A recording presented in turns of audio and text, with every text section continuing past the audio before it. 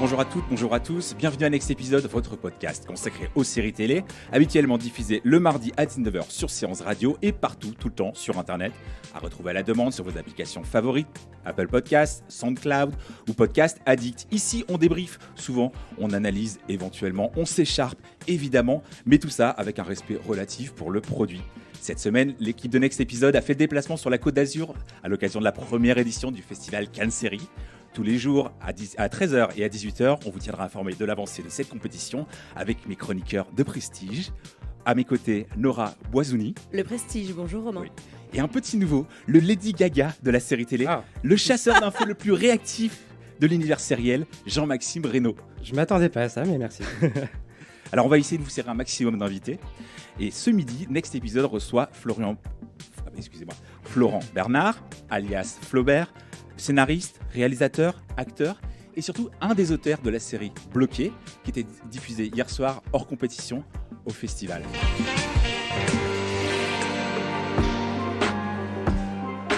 Tu sais comment je sais que t'es fragile ? T'as été voir Indochine en concert. J'ai accompagné ma meuf. Justement, c'est encore plus un truc de fragile. Tu sais comment je sais que t'es fragile ? Non. T'as pleuré à la fin de This Is It. Ouais, mais moi, au moins, Michael Jackson, il est vraiment mort. Toi, t'as pleuré à la fin de King Kong alors que c'est un singe en 3D qui se fait fumer. Tu sépares la couleur du blanc quand tu fais une machine. T'aimes bien quand Noël approche parce que ça sent bon la clémentine. À la boulangerie, tu prends des chouquettes. Tu t'essuies la tub après avoir pissé. C'est pas un truc de fragile, ça, c'est être propre, c'est tout. Être propre, c'est fragile. T'as une appli horoscope. C'est bien une remarque de Bélier, ça. Ton code PIN, c'est la date de naissance de ta première meuf. Tu fais des vides-greniers. T'es en vacances, t'es toujours chaud pour un badminton. Tu te mouilles la nuque avant d'aller te baigner. Au collège, tu faisais des rosaces avec ton compas. T'as déjà dit je t'aime à Siri. Tu dis à ta mère que tu l'aimes alors que personne n'est mort dans ta famille. T'es allergique à un truc. Tu regardes des pornos où les acteurs et les actrices s'embrassent. T'as des lunettes spéciales Eclipse. Une fois dans un texto, t'as mis sniff. Tu dors en pyjama. Tu mets de l'après-shampoing. Tu mets de l'après-rasage. Tu fumes des lights. T'as une couleur préférée. T'as un aspi venin. T'épluches tes fruits. T'as une carafe filtrante. Mais toi, tu baisses ta meuf en ciseaux. Bam! Niqué. Fragile. Comment ça en ciseaux ? Bonjour Flaubert. Bonjour, ça va ? Oui, très bien. Alors ce qui est drôle, c'est que ça vous faisait rire en fait les vannes là qu'on écoutait. Oui, bah... Pourtant vous en êtes l'auteur, vous en êtes conscient. Oui, bah, je suis très prétentieux. Non, ça me fait rire, mais c'est Orelsan et Gringe qui me font... Mais ça a toujours été le moteur du truc, c'est qu'ils me font beaucoup, beaucoup rire. Et du coup, tu redécouvres les vannes à chaque fois. Puis ça fait longtemps que j'ai pas rematé Bloqué. Hier, on en a diffusé quelques-uns. Et là, d'en entendre celui-là, ça fait très longtemps que je l'ai pas vu, donc je redécouvre un peu les vannes. Qu'est-ce que ça fait alors de regarder ça avec du public cette fois dans la salle ? Ah bah c'est trop bien. Surtout que moi je suis habitué à faire des trucs sur internet, même Bloqué, c'était à la télé, mais en vrai c'était surtout, ça a fait sa petite carrière sur YouTube. Et c'est vrai que c'est le truc, c'est peut-être le défaut de créer des trucs sur internet et que moi je kiffe, c'est qu'on est en manque de réaction, quoi. Tu peux pas savoir vraiment exactement, il y a les commentaires, il y a les likes, mais tu sais jamais vraiment ce qui fait rire, ce qui fait pas rire. Et du coup, là, d'entendre des gens rire, c'est super plaisant, c'est très galvanisant. Ouais. Comment vous êtes retrouvé à travailler sur ce projet ? Moi, je suis arrivé un peu après. En fait, ils ont commencé. En gros, ce qui s'est passé, c'est que Kian Kojandi et Bruno Muschio, Kian et Navo, avaient fait la série Bref, évidemment. Et pour les 30 ans, je crois, de Canal, ils avaient fait un épisode spécial où ils avaient invité beaucoup de guests.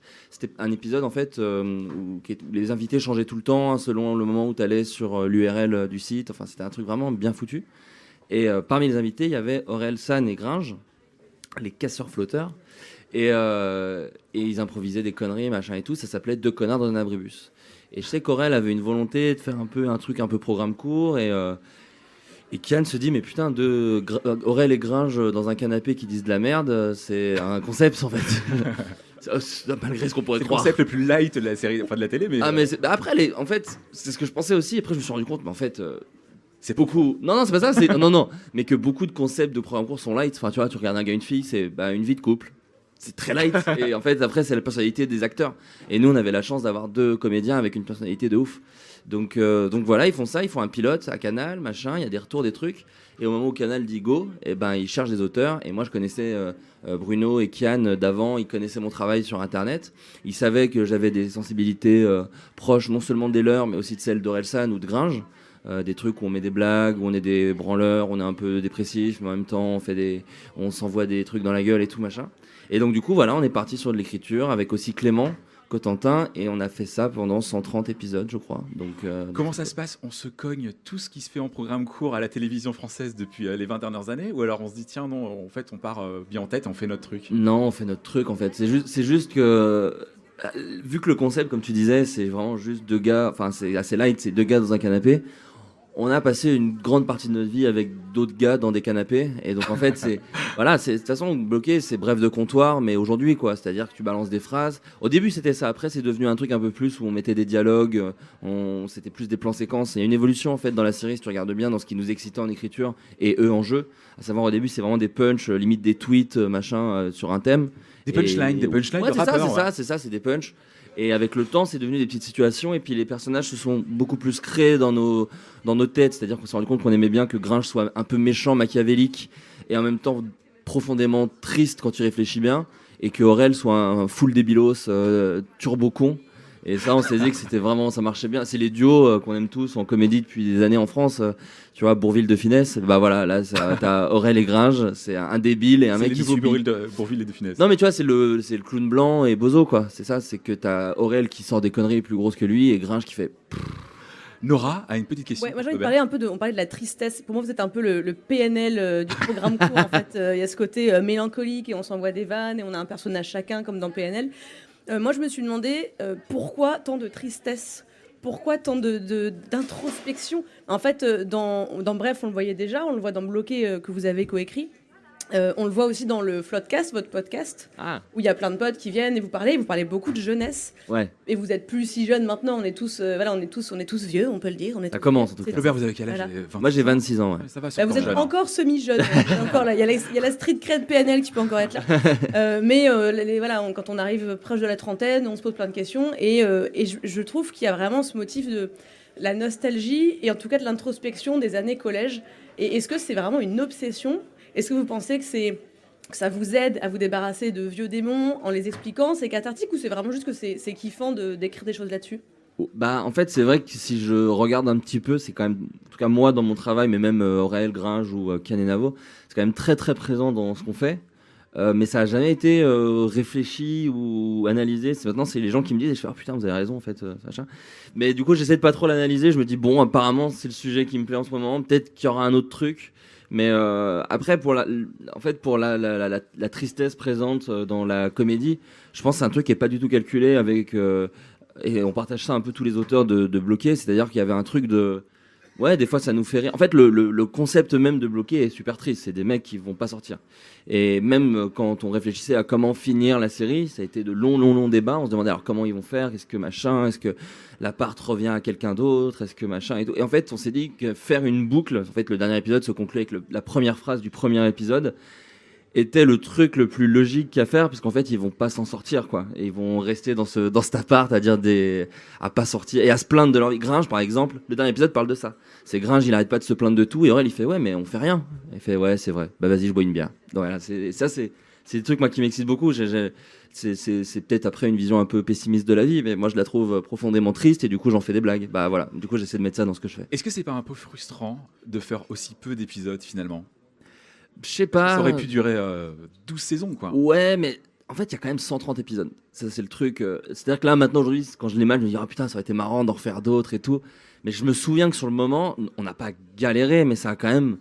Tu vois, au bout d'un moment, tu creuses ta tête, quoi. Tu as dit, voilà, on va pas faire un épisode 17 sur Si j'étais riche. Et on essayait d'avoir vraiment On voulait vraiment être fiers de chaque épisode. Il y a plein d'épisodes qu'on a foutu à la poubelle. On avait fait un sur la cigarette, par exemple. Après, on se dit, mais en fait, ça marchait pas. Enfin, tu vois, on a fait plein de trucs. En plus, moi, je les montais aussi beaucoup. Je montais les épisodes de Bloqué parce qu'en fait, je trouvais que c'était la dernière écriture. C'est-à-dire que le rythme, vu que c'est un plan fixe, le rythme des blagues, la dernière écriture se faisait d'autant plus. Ça se fait toujours au montage, mais ça se faisait d'autant plus sur un concept comme Bloqué. Donc, c'était beaucoup de temps, beaucoup de travail. Après, moi, Bloqué, c'est peut-être aujourd'hui le projet dont je suis le plus fier. Alors, c'est pas moi qui étais à l'origine, mais parce que j'ai eu un plaisir à travailler avec des gens. J'ai eu plaisir à mettre beaucoup de choses en moi. Il y a beaucoup de pensées de Gringe ou d'Aurel qui sont des trucs auxquels je pense et qui sont des trucs que je voulais aborder. Donc, et j'ai eu la possibilité de le faire avec des mantras bouddhistes. Ouais, non mais c'est ça. Puis avec des clowns, voilà, que je kiffe. Et puis moi, j'aimais beaucoup le travail de tous ces gens-là. Donc c'est vrai que quand je prends du recul, ouais, je suis très content. Mais après, ce qui est bien, c'est que je me dis les personnes. Là, je parle des personnages et pas des comédiens. Mais Aurel et Gringe. Moi, ils me font penser, je cite beaucoup le gars, Jay Silent Bob de Kevin Smith, qui était en gros 2 mecs défoncés qui se baladaient un petit peu partout. Et c'est vrai que moi, si je devais retrouver les persos d'Aurel et Gringe, ça me ferait kiffer de les foutre ailleurs. Ils croisent d'autres personnages, ou tu vois, comme ils ont fait avec Serge le Mito, par exemple. Tu vois. Moi, je trouve que le plan où juste ils sont dans la rue, Aurel, Gringe et Serge, d'un coup, tu te dis, oh, putain, mais ça y est, j'ai envie d'un peu de les voir ailleurs. Dans le bureau des légendes. Ouais. Putain, beau concept. Comment ça se passe? Vous veniez du web, vous avez travaillé pour Golden Moustache, Studio Bagel. On va écouter un petit extrait de ce que vous faisiez avec Golden Moustache. Boyfriend et tout, mais je crois que ça me va pas parce que je suis un peu. Enfin, j'ai des hanches et tout, donc c'est pas idéal, tu vois. C'est pas fou, tu vois. Waouh. En tous les cas, je voulais te dire, c'est vraiment cool de passer du temps avec toi. Ouais, je suis contente. Je trouve que ça se passe super bien entre nous. D'ailleurs, si tu veux passer à la maison tout à l'heure. Ouais. Non, enfin, si tu veux, il n'y a pas de. Oui, bien sûr, pardon. Écoute, on s'entend vraiment bien tous les deux, alors je pense que je peux être honnête. Bien sûr, vas-y. Je voudrais pas te gêner. Non, mais tu rigoles, t'inquiète, ça va. Dis-moi. J'ai 2 bites. Est-ce que vous êtes fier, Flaubert? Toi, tu m'as fini le cabache. Vous êtes fiers? N'avez-vous pas honte? Non, mais ça, après, c'est l'autre truc. C'est drôle parce que ça rejoint un peu. C'est que quand tu fais beaucoup de trucs où justement tu mélanges avec un peu de mélancolie, un peu de machin et tout, t'as juste envie de faire des trucs full débiles. Celui-là en fait partie. Mais voilà. Comment ça se passe? Ça devait être une écriture assez intense quand même, parce qu'il y avait énormément de sketchs, en tout cas pour Golden Moustache. Tu parles de Golden Moustache? Ouais.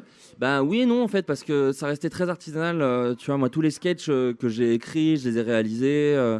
C'était presque plus intense à Studio Bagel, parce qu'en fait c'était une émission télé où les sketchs de l'émission télé allaient sur le web, où là pour le coup j'ai dû écrire une 40aine de sketchs en peu de temps. Donc là pour le coup c'était intense, c'est un peu plus dans un truc, mais moi ça m'excitait parce que moi je suis un fan du SNL, je suis un fan de...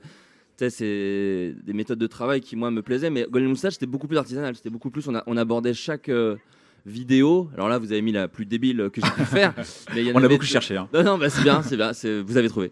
Mais c'est vrai que j'en ai fait d'autres qui étaient plus des petites histoires aussi. Et du coup, ça m'a été un peu plus de travail. Et encore une fois, moi, j'écris, je réalise, mais j'aime bien monter mes vidéos aussi. Donc, et puis, tout est artisanal. Donc, en fait, on est quand même très présent, même s'il y a des équipes qui nous aident.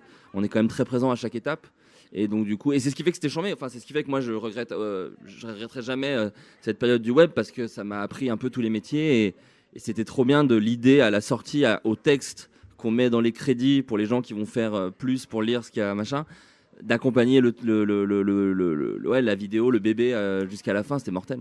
Est-ce qu'il y a des différences fondamentales entre écrire pour la télévision et écrire pour le web? Il y a des trucs qu'on peut s'autoriser sur le web qu'on ne peut pas s'autoriser à la télévision? Est-ce qu'on pense à la ménagère de moins de 50 balais qui est dans son canapé qui peut tomber sur le programme? Ou peut-être à la gamine de 7 ans qui peut regarder la télévision à ce moment-là? Ou alors est-ce que sur le web on se dit justement on peut se lâcher ou pas? Est-ce que c'est différent? Bah alors là, Bloqué est un mauvais exemple, parce que pour le coup on n'a pas du tout pensé à ça, parce qu'on était vraiment en mode, bon déjà on est un peu Canal, on s'était diffusé sur Canal dans le petit journal, qui était un peu le petit journal à l'époque, qui était un peu genre bon là c'est quand même libre, on peut dire ce qu'on veut, c'est cool machin et tout. Et puis de toute façon Bloqué ça marchait que si on était full, tu vois, fallait faire ce qu'on avait en tête et pas trop se censurer. Après la télé en général, franchement ça dépend de comment tu l'abordes, ça dépend des chaînes. Moi j'ai pu écrire... j'avais fait un sketch show pour W9, ils savaient ce qu'ils étaient venus chercher, ils nous ont pas du tout ennuyés, quoi. Vous pouvez pas se plaindre après, hein. Vous saviez ce que vous aviez. Non mais c'est Moi, ça. je suis Et puis, surpris. en fait je crois que la chance qu'on a, c'est que la télé n'a jamais été, et je dis ça à Cannes Series, ce qui est peut-être un peu débile, mais ça n'a jamais été un objectif en soi en fait. Pour moi c'est une façon de diffuser.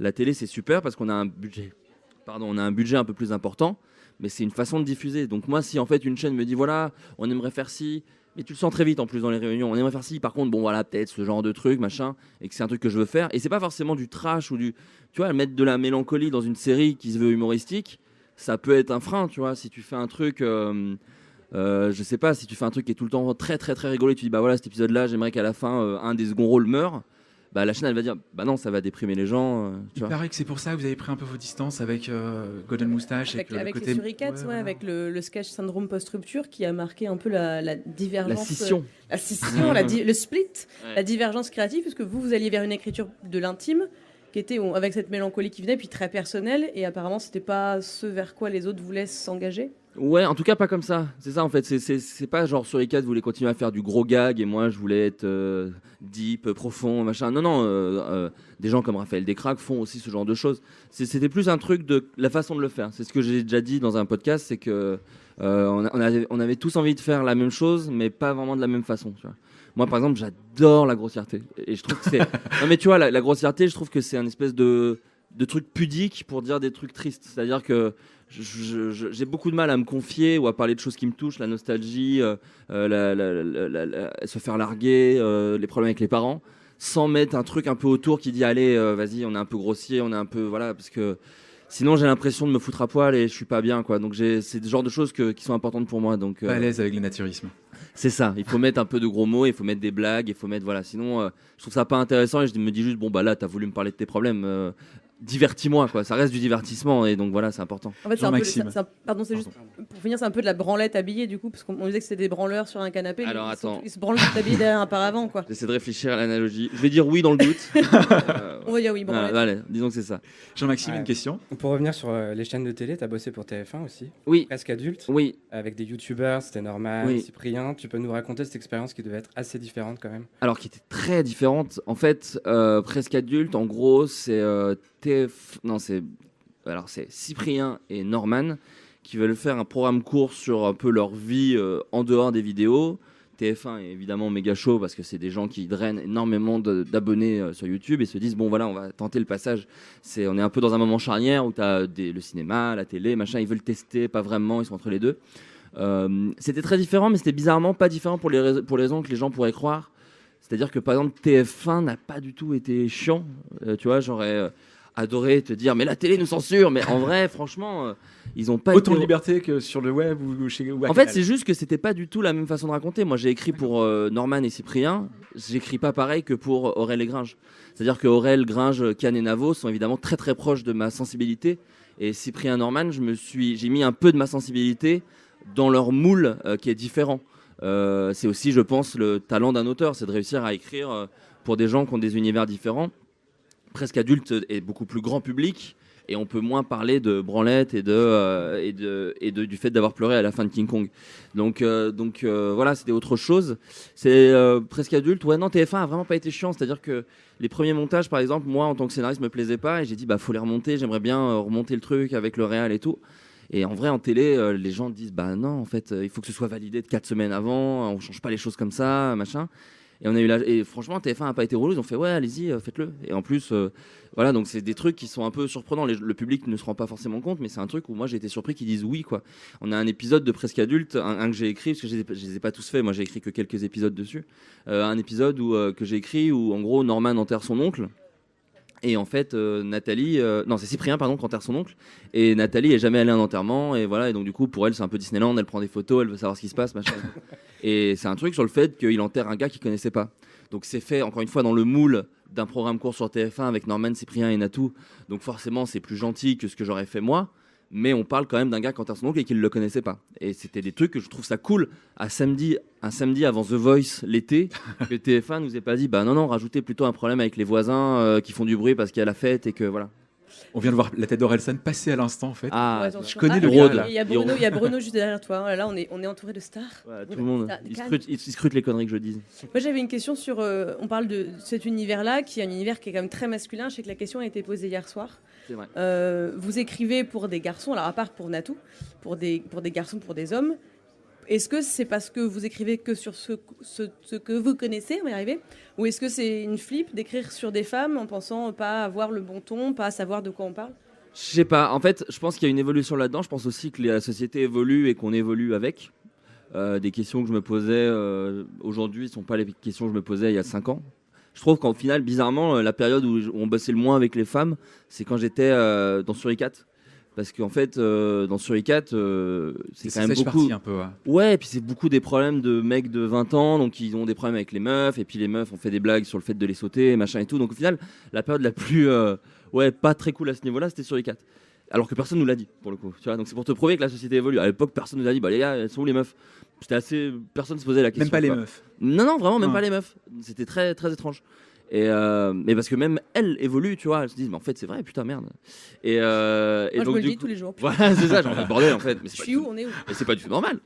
Et par exemple bloqué, effectivement il y a pas de meuf. Là c'était, je trouve très logique avec le fait qu'ils sont dans une loose absolue et que voilà. Il y a quand même Sophie Marie qui vient et par exemple Sophie Marie. Est un personnage de plan cul mais qui se pose aucun problème. Elle est jamais vue comme la meuf qui dit bah il est où Aurel machin. Elle s'en bat les couilles. Elle est là, elle fait genre ouais bah j'étais là machin. Ouais on a fait des trucs de cul qu'on parle très librement. Donc le peu de meufs qu'il y avait on avait essayé de les écrire comme on les côtoie, à savoir pas du tout dans un cliché de trucs comme ça. Après moi j'ai mis des meufs quand même sur dans mes vidéos sur Golden Moustache. Le bureau des rêves, l'héroïne c'est Justine Le Potier. J'avais fait un truc qui s'appelait Simba où c'est une meuf justement qui parle de cul avec son pote. Barbecue. Là, on a mis un extrait avec Sophie-Marie Laroui, encore une fois, qui est elle aussi l'héroïne de ce sketch-là. Et là, tu vois, donc il y a Nathalie dans Presque Adulte. Et là, j'ai écrit Canal+ va lancer un espèce de truc. Je peux pas trop en dire, je crois. En fait, je sais pas ce que j'ai le droit de dire, donc je vais éviter de trop en dire. Mais un format où il y a plusieurs 22 minutes autour des personnalités de Studio Bagel qui font genre une histoire autour d'eux. Et j'ai écrit celui d'Alison Wheeler, par exemple, qui est une comédienne chambée. Et on en a écrit un ensemble. Et j'en ai écrit un et je vais le réaliser, celui de Nathalie, donc Natou. Donc en fait, c'est une évolution logique, je pense. On essaie de se nourrir de ça.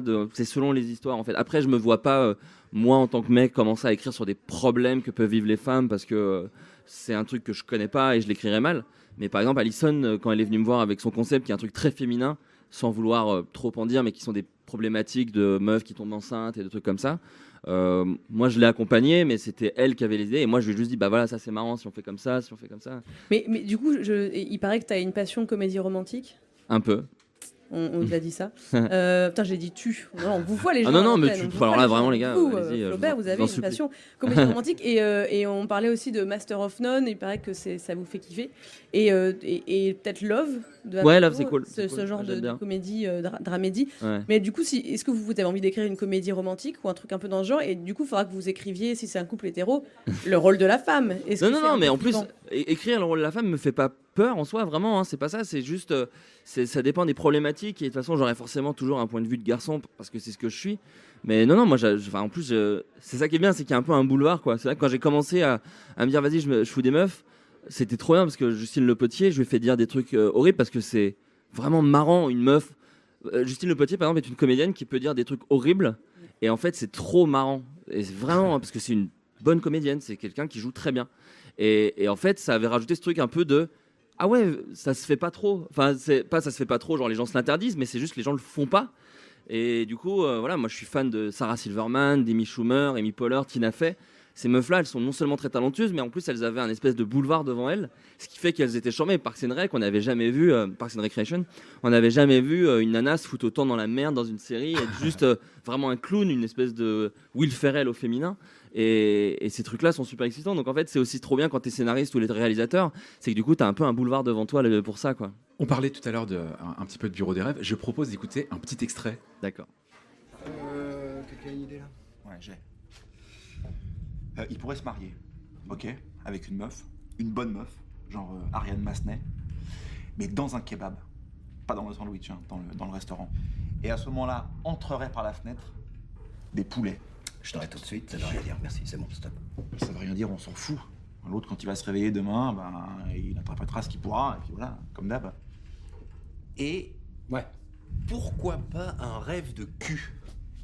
C'est facile à faire et puis ça fait toujours plaisir.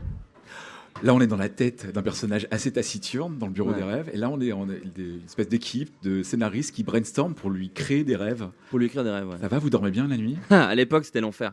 Mais ça, pour le coup, le Bureau des rêves, c'est vraiment là, tu peux pas faire plus personnel. Je venais de perdre un proche, j'étais insomniaque et j'avais des problèmes. Le Bureau des rêves parle à plein de niveaux. C'est drôle parce que c'est vraiment juste une petite vidéo de 4 minutes et ça n'a pas la prétention d'être plus.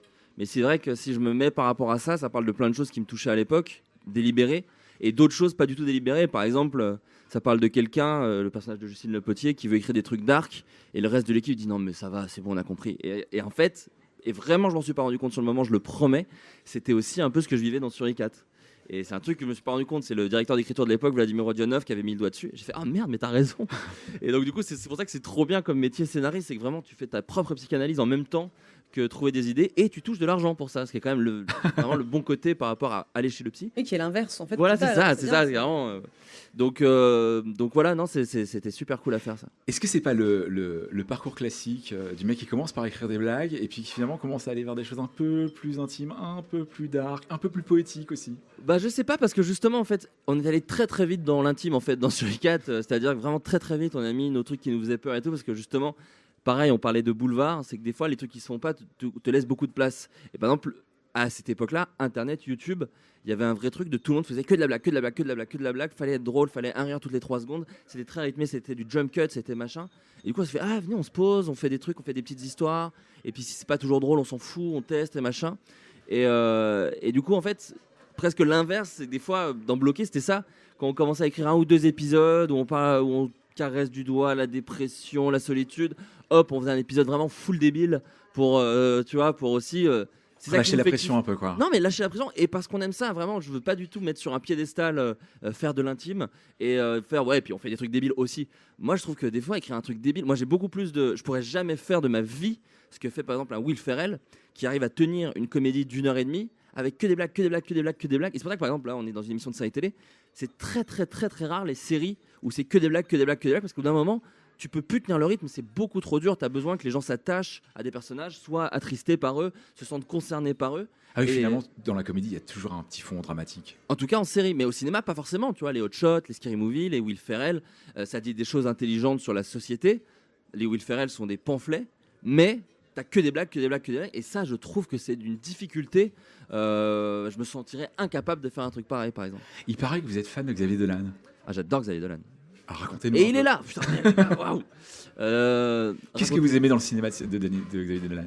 Je pense déjà c'est un truc générationnel, c'est-à-dire qu'effectivement moi j'ai 26 ans et parfois je me retrouve pas dans des comédies ou des trucs comme ça, juste je sens parce que c'est un décalage de génération. C'est-à-dire que je me dis ça a l'air trop marrant, ça a l'air très bien fait, il y a des millions de personnes qui y vont donc je suis pas non plus un anti-système, mais je sens que c'est pas ma génération. Et Xavier Dolan parle de choses qui me touchent et je saurais pas mettre le doigt dessus exactement pourquoi. Mais il y a aussi ce truc-là, par exemple, Xavier Dolan est très drôle. Enfin, je trouve qu'il y a de la comédie dans ses films. Les gens. Au César, surtout. Ouais. Non, mais dans Les Amours imaginaires, Très marrant, dans la il y a- scène de danse, c'est sur le canapé, il y a un petit côté bloqué, et puis sauf qu'on On regarde a les gens. plagié Dolan avec Bloqué. non, mais il est drôle, tu vois. Même dans Juste la fin du monde, Cassel, il a des ruptures. Nathalie Baye, elle sort des punchs. Il y a des trucs. Il sait faire ça aussi. Et moi, je le trouve. Tu vois, il a une image que j'ai jamais compris parce que moi, je le trouve. Tout le monde le dit, ouais, c'est un prétentieux qui. Putain, moi je le trouve à crever de rire, Xavier Dolan. Il fait des vannes, il parle de Titanic, il t'en parle avec une passion. Et du coup, moi, voilà, déjà un mec qui dit, voilà, je fais des films un peu auteurs, mais sachez que je suis fan de Titanic et de Jumanji. Je me retrouve à fond dans son discours. Je fais, mais voilà, on n'est pas obligé de dire j'ai vu tous les Godard pour faire un truc un peu perso, quoi. On peut aussi dire, ouais, j'ai vu des Godard, je kiffe Pierrot le Fou, je kiffe ce genre de film, mais je kiffe aussi Jumanji, quoi. Et voilà. C'est pas le côté anglo-saxon qui est plus décomplexé qu'en France. En France, c'est vrai qu'on se sent pas très légitime si on n'a pas vu les grands classiques, que ce soit en série ou en film. Les Américains et les Canadiens anglo-saxons ont ce côté, bah ouais, moi j'aime la pop culture en fait, c'est une nation de pop culture. Est-ce que vous sentez cette difficulté à essayer d'être légitime en n'ayant pas, voilà, n'étant pas fan de Truffaut, etc. Ouais, pour le coup, je suis méga fan de Truffaut, mais c'est pas tant un problème de légitimité qu'un truc de, comme je disais tout à l'heure, un truc qui se fait pas. Et en fait, des fois, il y a aucune raison. Tu vois, il y a aucune raison pour laquelle on met pas plus de meufs dans les séries. Techniquement, tu vois, c'est juste on le fait pas, et ce serait bien que ça change. Et je pense que dans vraiment un problème bien moindre, la pop culture, c'est un peu ça en France, c'est-à-dire que on a peur, par exemple, d'être très daté. Tu vois, on a peur de dire ouais, mais attends, si je fais une vanne sur tel film. Est-ce que ce sera Rama dans 3 ans, quoi? Et tu vois, hier, on a diffusé des épisodes de Bloqué, mais il y avait aussi des épisodes de Bref et de Serge Le Mito. Et Serge Le Mito, il a une vanne sur Nuit debout. Bah, elle a fait rire, en fait. Parce que même si c'était un truc dans le temps, à une époque, les gens, ça restera dans leur mémoire. Et même, tu vois, moi, j'aime beaucoup le cinéma de Seth Rogen. Seth Rogen, il fait des refs ultra précises. Attendez, excusez-moi, il y a un gars sur ma gauche. Tu vas pas manger avec nous? Bah, j'arrive, mais Alors pour ceux qui ne voient pas mais qui écoutent, on a Serge Le Mito qui vient d'arriver vraiment. Moi j'ai très faim. On va vous le rendre. Bah, non, mais je vais juste aller au bout de ce truc-là. C'est juste, je pense que c'est pas encore dans la génération d'avant, peut-être dans notre ADN. Mais c'est vrai que je connais pas vraiment de série française qui fait des blagues, ne serait-ce que sur Star Wars, qui est quand même le truc de base où tu fais des blagues aux États-Unis. Et c'est vrai que nous, bah, tu vois, moi, dans Bloqué, on s'est marré. On a fait des rêves à Space Jam ou à King Kong ou à This Is It. Et c'est des rêves qui font partie de nous. Et c'est trop kiffant de pouvoir les mettre sans se dire oh là là, mais attendez, est-ce que tout le monde va comprendre? Et en fait, c'est ça qui est trop bien dans Vieillir également. C'est typique. Les gens qui achètent des DVD, matent des trucs sur internet ou regardent la télé commencent à avoir notre âge. Et du coup, quand tu leur dis Space Jam, ils font bien sûr. J'ai vu Space Jam. Et puisqu'on parle de cinéma, alors du coup, est-ce que ça vous démange un petit peu? Ouais, bien sûr. En fait, moi, et je devrais vraiment pas dire ça à Cannes Série, mais moi, je suis plus cinéma que série en vrai, parce que j'adore le format cinéma. Non, mais je parle en tant que créateur, en tant que consommateur. Voilà, il y a des séries qui m'ont. J'ai plus été retourné par des séries que des films dernièrement, tu vois. J'ai découvert This Is Us là, mais c'est une tuerie ce truc, c'est incroyable. Ça chiale, ça chiale. Non, mais même, enfin, je suis au début. Après, on m'a dit ça devient relou le côté chiale tout le temps, mais le début, le premier épisode, moi, je connaissais pas le concept et tout, et je vais vraiment pas vous le spoiler, mais tout est ouf, quoi. Mais en tant que scénariste, pour le moment, ce qui m'excite, ce serait le cinéma parce que je trouve ça chambé d'écrire une histoire sur 1h30 et je vois l'arc narratif et machin. Sur une série, c'est tellement long. Mais voilà, et surtout, alors pour le coup, j'ai fait une série, bon, j'en parlerai peut-être à la fin, mais un film, ça m'exciterait. Et je travaille dessus de mon côté, mais là c'est beaucoup trop tôt pour dire quoi que ce soit. Mais voilà, en tout cas, j'aimerais, je suis dessus là. Et une série en ce moment, donc. Alors voilà, tu t'es vraiment lancé ton truc, c'est ouf. Alors, pour un truc dont je n'ai pas le droit de parler. Non, en fait, j'ai écrit une série avec, je peux dire le nom des gens. Bon, entre nous, il y a à peu près personne qui nous écoute. Ouais, mais vraiment, j'ai signé un contrat qui fait que je suis vraiment dans la merde si j'en parle trop. Mais en gros, j'ai écrit une série avec des gens qui s'intitulent Axel Malivernet, Adrien Méniel, avec qui je fais Floodcast, et Robinson Latour. C'est un 10 x 24 minutes. C'est tourné, monté, étalonné et fixé, tout est prêt. C'est une série qu'on a créée. On a écrit 10 épisodes de 26 minutes, de 22, ouais, enfin en tout cas d'une vingtaine de, le format d'une vingtaine de minutes. Et ça va sortir, mais le truc c'est que voilà, ça va sortir dans un truc qui est pas encore prêt. Et quand ce sera prêt, ça sortira. Donc voilà, c'est un truc à la Netflix un peu qui va sortir. D'accord. Mais et voilà. Et un nouvel opérateur. Voilà, un truc un peu de ce style.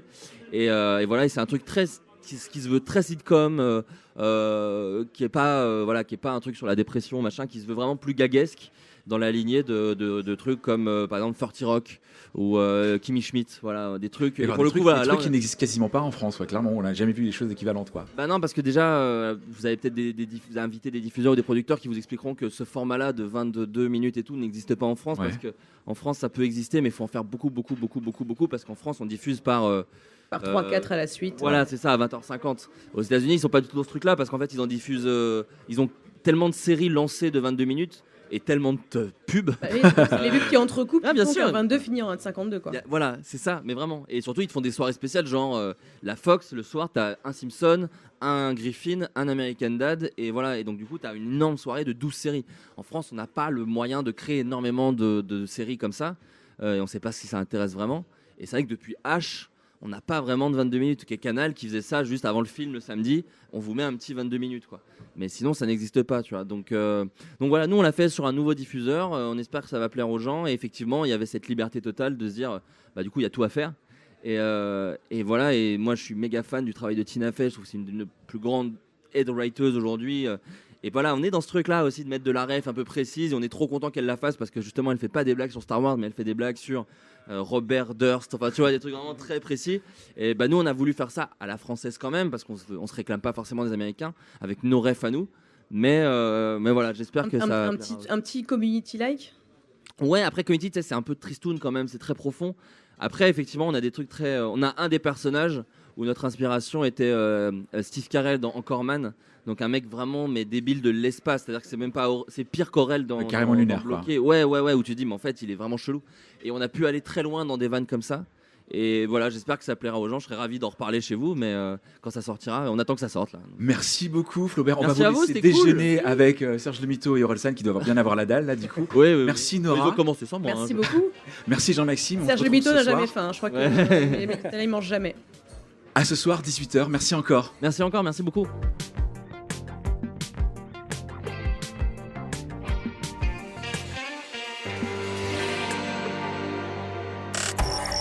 C'était Next Épisode sur Séance Radio, en direct de Cannes Série.